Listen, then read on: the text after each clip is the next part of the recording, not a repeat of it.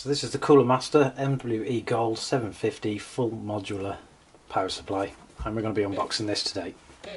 Take a look at the box. It's in the standard Cooler Master design.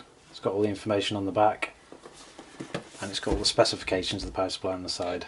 This is an 80 plus gold power supply, and clearly being a full modular, it means that there's no cables actually coming out of the unit. You have to plug them in yourself. So if we open it up, got the standard packaging, keep it all safe, and we have an instruction manual. The instruction manual appears to just be a huge piece of paper. It's not very glossy, but it gives you all the specifications and everything you need to know about the power supply. Comes with a power plug, which is a European plug, which is a bit of a shame because obviously being in the UK I'll need to find another one of them. Bag of cables,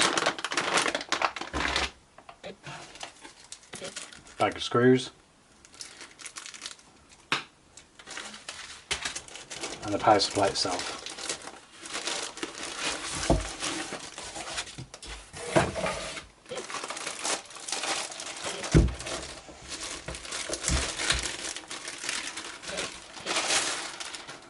The power supply comes in black, branding the Cooler Master logos. It's got specifications on the side, all the ports for the modular ports, and its name across the other side. It's pretty cool being a black one. Usually cases are often black now on the interior, so it blends in really nicely. Opening up the cables, expect to be a pretty standard set really. So we've got the 24 pin ATX for the motherboard. We've got PCI Express cables for your graphics cards.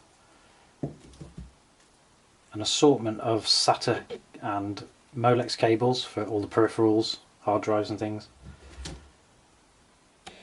This is another PCI Express cable for graphics cards.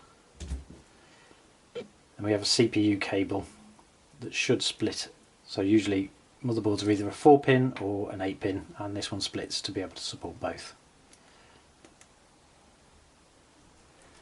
So that's the cables, that's the power supply, the power plug and the screws. The screws are black also, so they'll blend well in with the black case.